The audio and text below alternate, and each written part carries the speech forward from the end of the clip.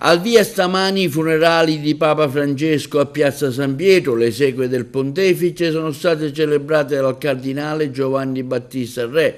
Presenti circa 200.000 fedeli per l'ultimo addio a Bergoglio, secondo la stampa vaticana.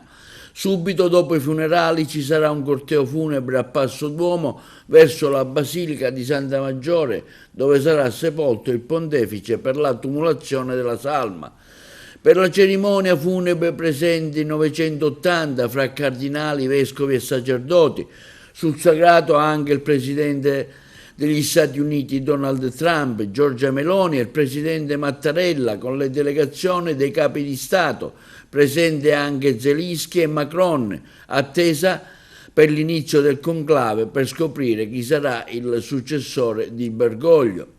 Intanto il comune di Comitini ringrazia Papa Francesco. La storia racconta che neanche 20 minuti dopo aver inviato la richiesta di un incontro con una delegazione guidata dal sindaco di Comitini alla casella email del comune dal Vaticano, sia arrivata subito la risposta positiva. Papa Francesco avrebbe incontrato e abbracciato i comitinesi. Appuntamento era fissato per il prossimo 11 giugno nella sala Paolo VI e insieme avrebbero ricordato la Sicilia, le tragedie delle miniere e le morte dei Carusi. Occasione persa, ma se i tempi del conclave saranno celeri, consentirà a Comitini di incontrare e rendere omaggio al nuovo pontefice, un dono post mortem che il Santo Padre argentino ha provocato e voluto riservare alla città tricolore più piccola d'Italia, terra dello zolfo e delle zolfare. Comitini è riconoscente e ringrazia Papa Francesco e mai lo dimenticherà. Intanto la Chiesa Agrigentina omaggia oggi il Papa Francesco, l'arcivescovo Damiano e il parroco di Lampedusa a Roma. Stamane all'altare della confessione ho fatto visita a nome di tutta la Chiesa Agrigentina a Papa Francesco. Ho pensato ieri che fosse un atto doveroso venire personalmente ad accogliermi in preghiera e appunto con me portare tutta la Chiesa Agrigentina, portare la comunità di Lampedusa, la prima da lui visitata, il rosario,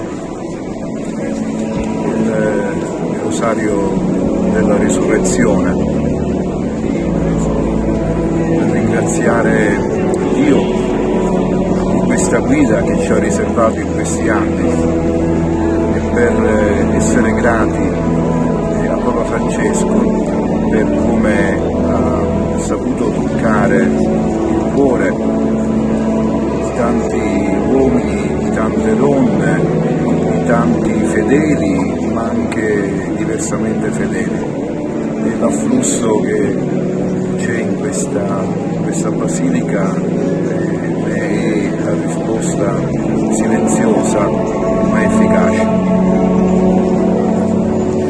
Penso che era doveroso manifestare la nostra gratitudine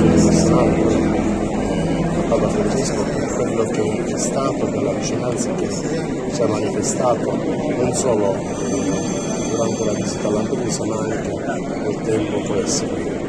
E ogni volta che avevamo occasione di un incontro veloce, di un saluto, lui ricordava sempre con affetto quel giorno, quella visita, nella quale penso lui veramente ha sognato qualcosa di più grande per la Chiesa tutta. E in modo particolare mi riferisco a quel passaggio nel quale da un lato denunzia l'indifferenza, la globalizzazione dell'indifferenza, dall'altro recupera la direzione della tenerezza che lui ha ritrovato nella nostra gente e che è stato motivo per lui per ringraziare il Signore.